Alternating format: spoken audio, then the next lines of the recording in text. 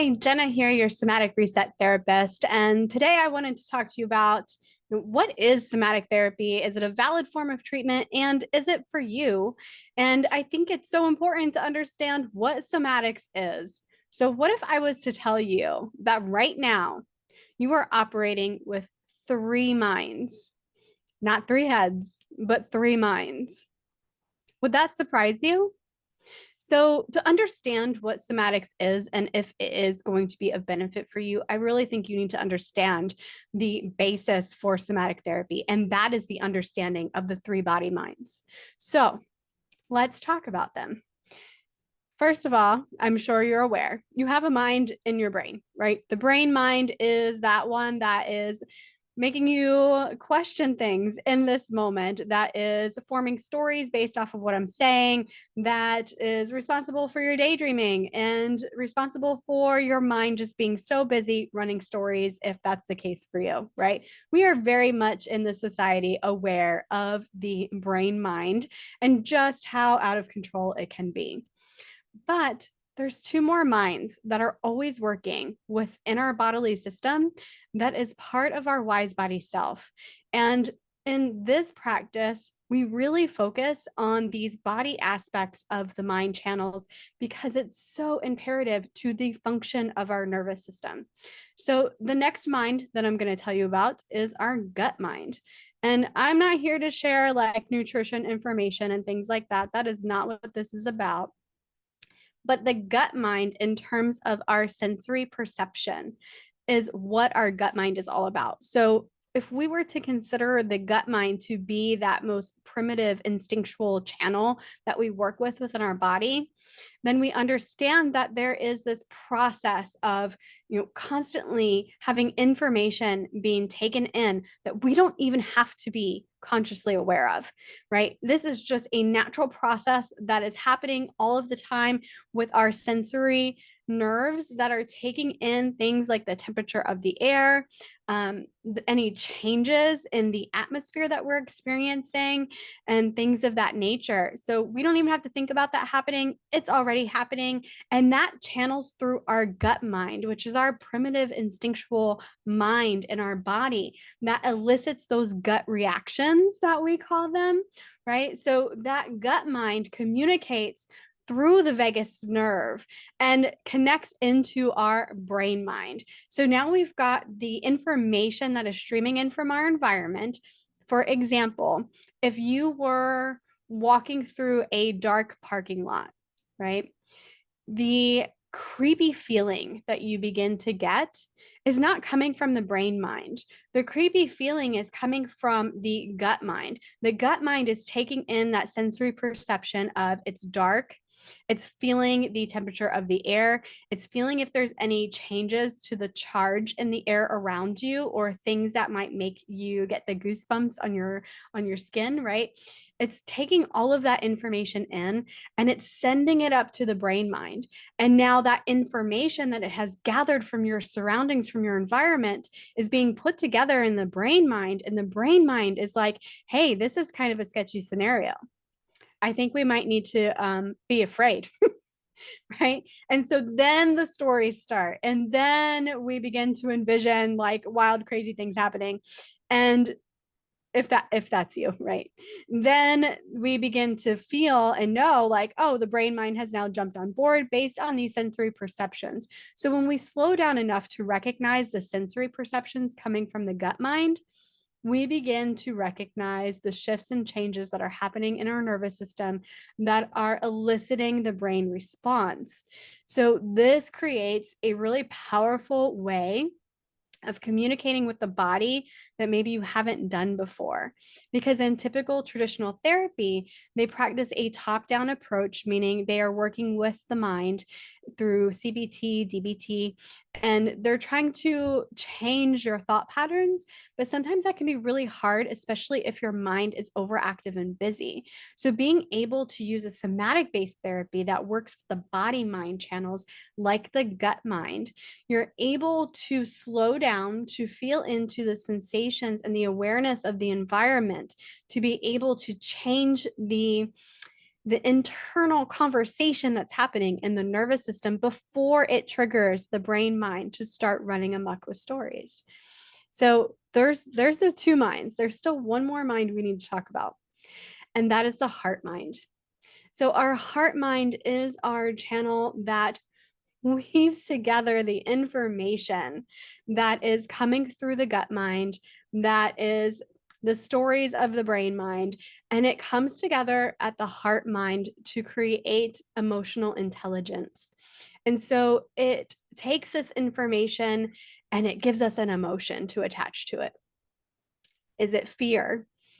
Is it safety? Is it joy? Is it happiness? So that emotional response to the outside stimulus, to the environment, to whether our body is sensing a threat of fear and danger, or if it's feeling safe.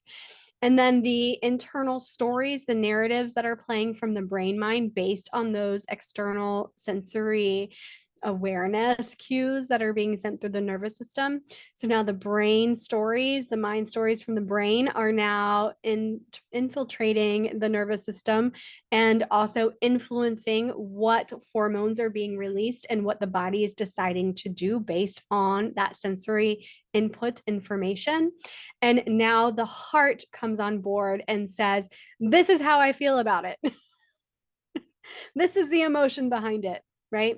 So that's how our three body minds work together to form the basis of what somatic therapy is all about.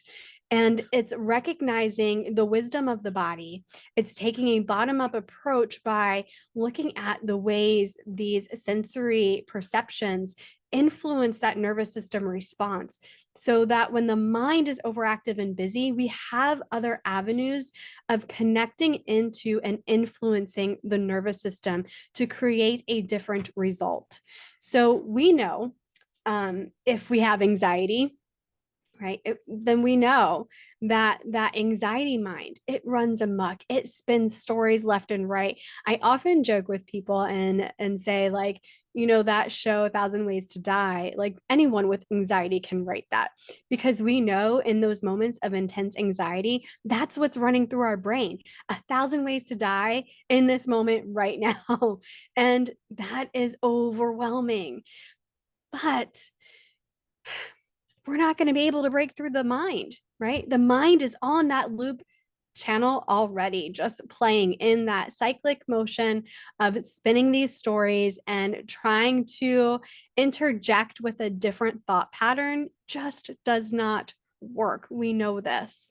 We know this because if it did work, people telling us to calm down would actually work, and it doesn't, right?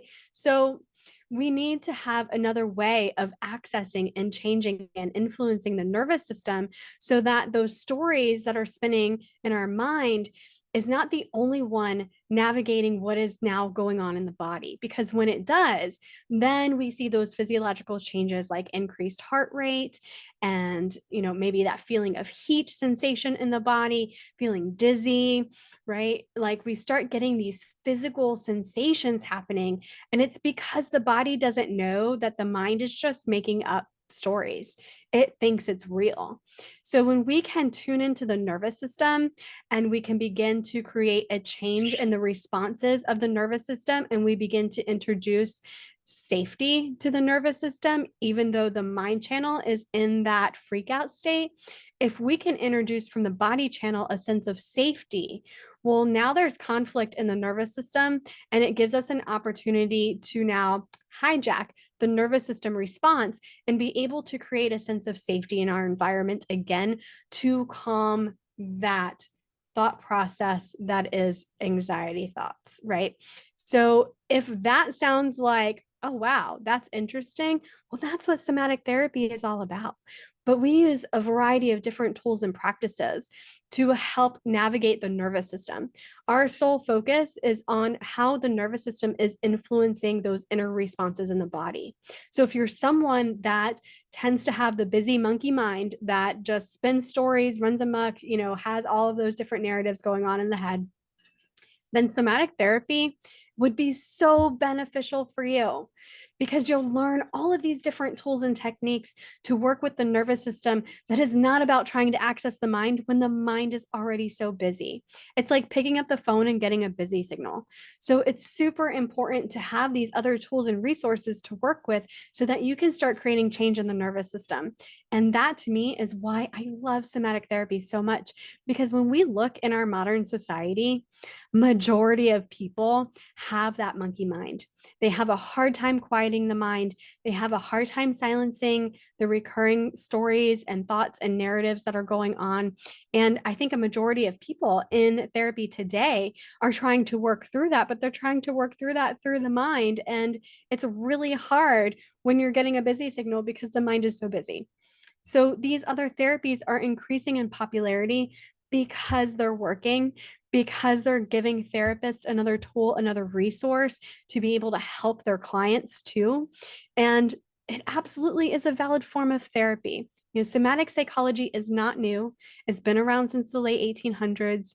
It is just gaining popularity now because we're seeing such significant results. And we have wonderful teachers and pioneers in the field that are leading the way for us, that are standing up and saying, hey, we need to look at this because this is beneficial. This is creating a lasting change. And this is giving people tools and resources to have at their disposal that puts the power back in their hands so they can navigate their own nervous system with more ease.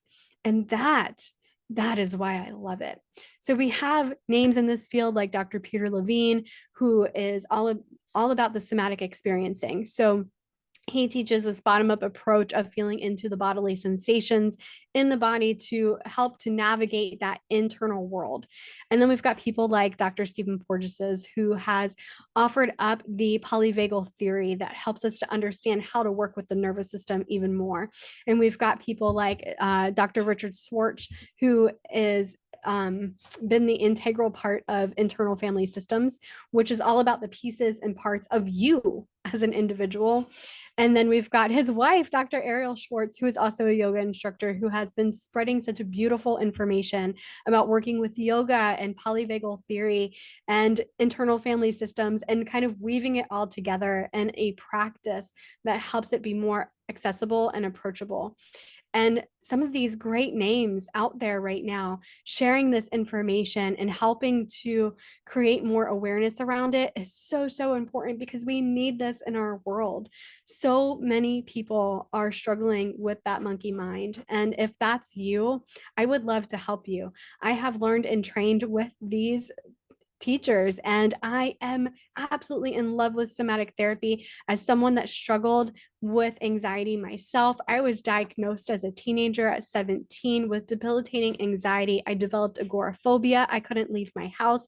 I didn't even make my high school graduation because I couldn't leave my house. And to come from a background that was so severe and debilitating like that, to be where I am today, 20 years as a healing arts professional, educator, and practitioner, I absolutely can tell you that the reason for that has been the somatic based way that these holistic therapies have helped me. And now I get to be here creating videos and being an educator and helping other people navigate their own nervous system because I had to do it myself. And back then I didn't have access to these amazing teachers. And now I do. And now it has made everything make sense for me. So I am here helping to spread the awareness of somatic therapy because it is such a powerful tool. If you want to know more, if you want to know if this will really work for you in your scenario, what you've got going on, there's a link in the description to set up a consultation call with me. I highly recommend it. I would love to work with you if this is something that is going to benefit you. And if you're interested in knowing like, well, how do I know which one of my mind channels is really out of whack? Because it can be any of them.